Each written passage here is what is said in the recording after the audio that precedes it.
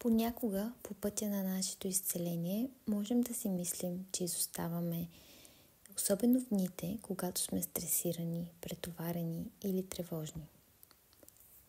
Може да си помислим, че работата, която вършим върху себе си, не действа и да ни е трудно да се чувстваме в контрол. И това е напълно нормално. Имаме добри дни и седмици, и имаме и трудни дни и седмици. Това се дължи на естествения ритъм на нашата нервна система, на приливите и отливите, през които тя преминава. Нашата нервна система постоянно се движи във вълни на разширяване и на свиване. Също като океана, вълните се разливат към брега и след това се прибират обратно в дълбините на океана. Слънцето изгрява и залязва. Вдишваме и издишваме. Това е един постоянен танц между отваряне и затваряне и е съвсем естествена и жизнено важна част от нашето въплатено преживяване. Има дни, в които се чувстваме по-отворени и такива, в които сме свити, напрегнати и малки.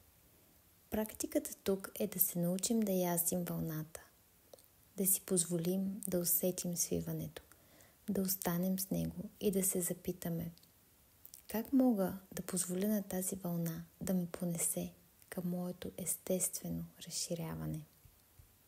Това е важно напомняне, защото е лесно да си помислим, че се проваляме или че усилията не дават резултат. Но колкото повече се срещаме с себе си във всички състояния, през които тялото ни преминава, толкова по-лесно преминаваме през тях. Вместо приливни вълни, които ни заливат, преживяването се превръща в една нежна и мека река. Колкото повече преживяваме както свиването, така и разширяването, толкова повече тялото ни започва да им се доверява и да разбира, че всяко състояние на свиване ще бъде последвано от състояние на разширяване. След всяко дишване трябва да издишаме. След всеки отлив океанът отново се връща към брега. Същото се отнася и за нашето тяло, нашата енергия и нашите добри и лоши дни. Нека да започнем практиката. Настани се в удобна позиция и отдели момент да пристигнеш тук. Можеш да легнеш, да седнеш или да вземаш всяка една позиция, в която се чувстваш комфортно. Помни, че по време на практиката можеш да се движиш и да променяш позата си, ако тялото ти има нужда от това. Можеш да затвориш очи или просто да смекчиш погледа.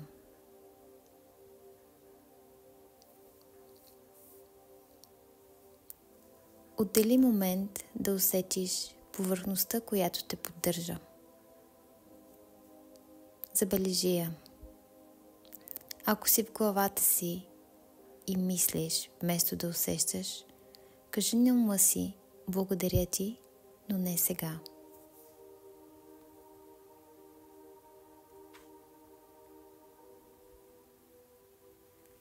След това бавно се спусни с асансьора от мозъка към тялото си. Насочи вниманието си към тялото. Усети кожата, мускулите, косата, крайниците и дишането.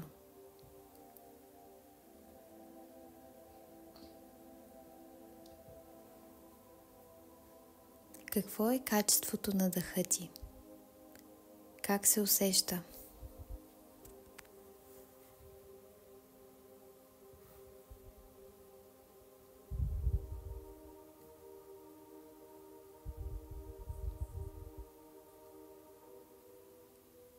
Всяко дишване може да усетиш как гръдният ти кош се разширява, а с всяко издишване как се свива.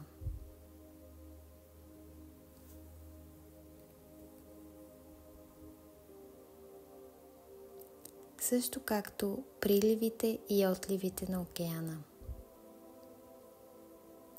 така се движи и нашето дишане.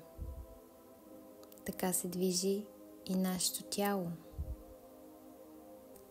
С вдишването се изпълваме с доброта, изпитваме удоволствие, надежда, радост, покой и лекота. И естествено, с издишването настъпва момент на свиване, малко дискомфорт, пауза, почивка. И всичко това е подготовка за следващия прилив.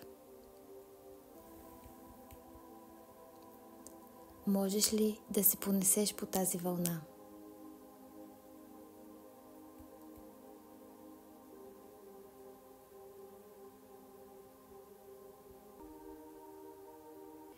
Остани тук и наблюдавай дишането си. Разширяването, свиването. Не е нужно да правиш нищо. Не е нужно да го променяш. Просто го посрещни такова, каквото е. Можеш ли да покажеш на тялото си, че е в безопасност? Че можеш да се свиеш, но няма да останеш тук завинаги. И след това разширяването ще дойде. Тялото ти трябва да разбере, че и двете състояния са позволени.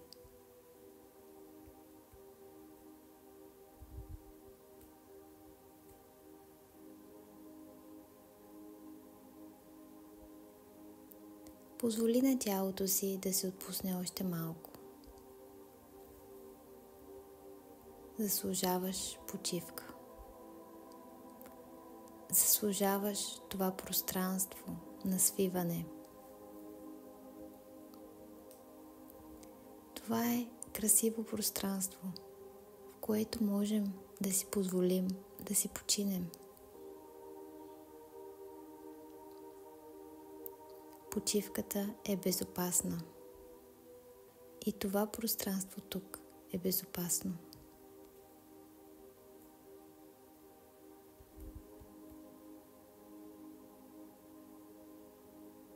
Наблюдавай дишането си.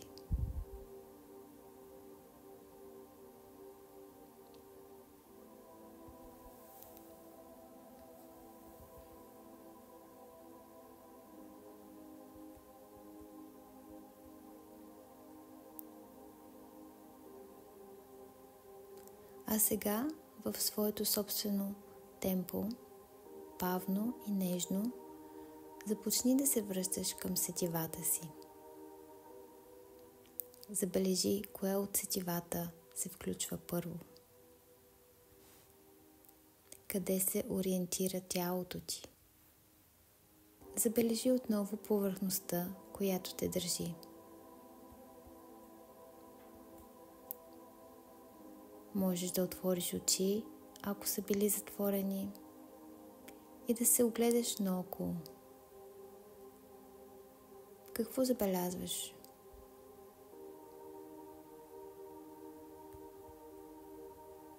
Позволи на тялото си да се върне плавно и бавно. И пренеси това въплътено осъзнаване за приливите и отливите със себе си в останалата част от деня.